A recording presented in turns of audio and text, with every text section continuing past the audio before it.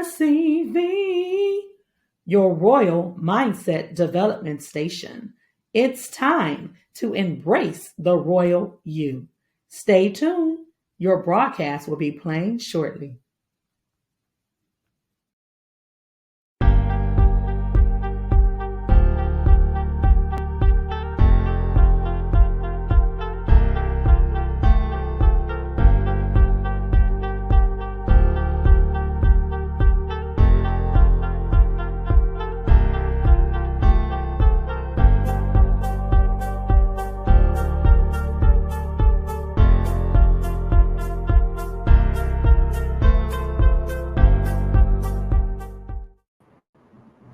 Many people experience writer's block.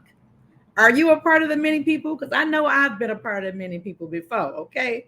Writer's block can be frustrating, especially when you've set a deadline to get your book written. And now you reach a point in the writing process where you don't know where else to go next. You can't think of what's the next word, the next sentence, the next paragraph. What's your next?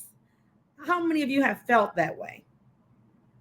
Put it in the comments. If you felt that way, put it in the comments, because today your mindset coach is going to help you defeat writer's block. I am Latricia Rice, your mindset coach. I help people heal while writing their story.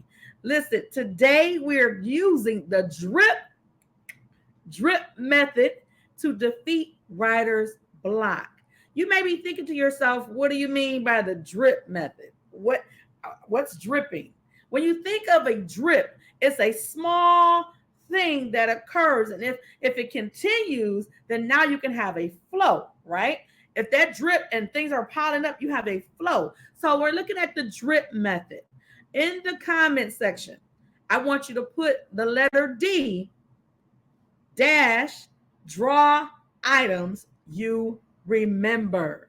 D dash draw items you remember. You're probably thinking to yourself, okay, but if I'm dealing with a writer's block, why am I drawing? If I'm doing that, am I procrastinating? Am I slacking in some kind of way? No, you are not. Listen, if you are drawing, you are activating that creative component that God has blessed you with. You are taking the time to exercise some authority on some things, because you have to take that paper and you have to take your pen and tell it what to do by moving that thing, right? So if you are thinking about items in your story that were in your past that were significant. For example, in my story, an item in my past was my Cabbage Patch doll. Listen, my mother bought me this Cabbage Patch doll, and I held on to that thing for dear life. It was like my baby. I can't tell you how long I cried when that doll got caught in this fire. I was distraught because I felt like I lost one item that held me closer to my mom. My mom died when I was 7, right? And so for me, the doll, that Cabbage Patch doll, that was my baby. So to see that thing gone, it was so devastating. So if I'm writing my story and I decided to draw a picture of this Cabbage Patch doll, then what would happen is I'll start remembering other details about this doll and in the incident in which this doll was in. What were the smells? What were the sounds, right? So the first thing that you want to do if you're going to use the drip method to overcome writer's block is, again, we're putting in the comment section, D dash draw items you remember. What are some items that you remember from your past? Did you play basketball? What type of ball was it? Was it a colored ball? Like, was it black? Was it blue? What was your ball at that time? Right? What did it feel like? What were some of the scents in the area? All those things are important. So if you're drawing this thing out and you're being as detailed with your drawing as you can, next step that we need to do, if we're going to use the drip method to overcome writer's block, we need to retrace your steps. I need you to put that in the comment section. Retrace your steps. Where were you when you used that item?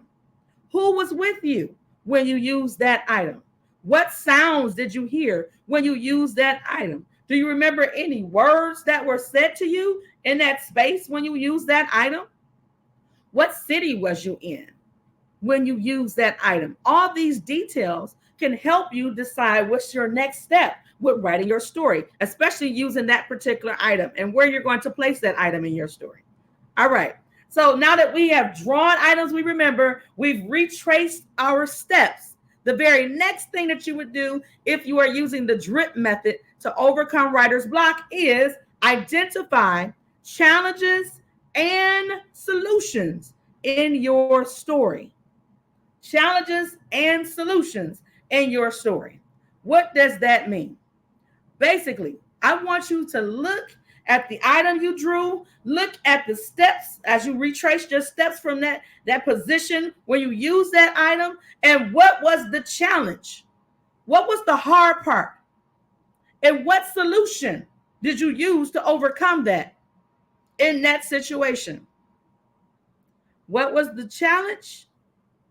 AKA also known as the hard part, right?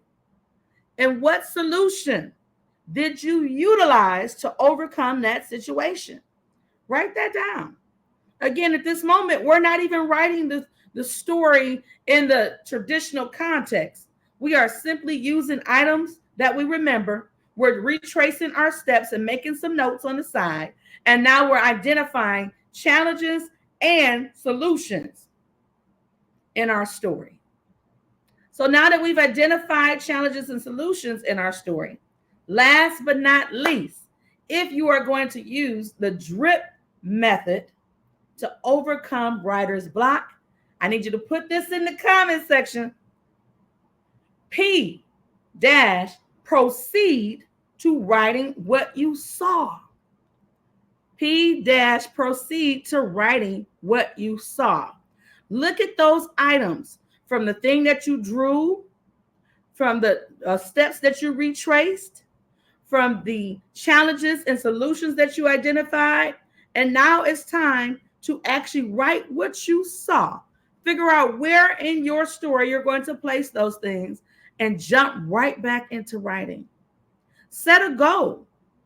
Maybe you set a 30-minute writing blitz and you write for those 30 minutes using the items that you saw, at least one of the items that you saw, and just simply flow. Just flow.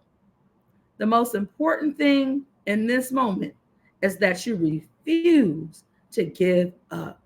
Somebody needs the story that only you can tell.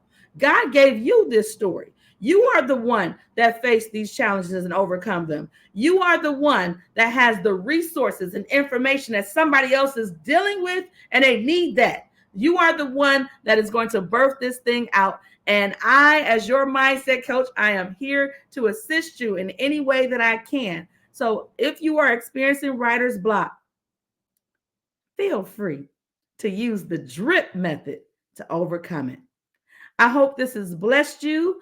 Hey, listen, I hope you have an amazing day. If you have any questions about using this method, I will be hosting a masterclass with regards to this and going into more detail to help those who desire to actually experience a breakthrough with regards to this. You want a little more detail, you want some more direction. I do offer a free royal meeting. Well, it's a consultation, and we can discuss what's your next steps so that you have a more personal touch.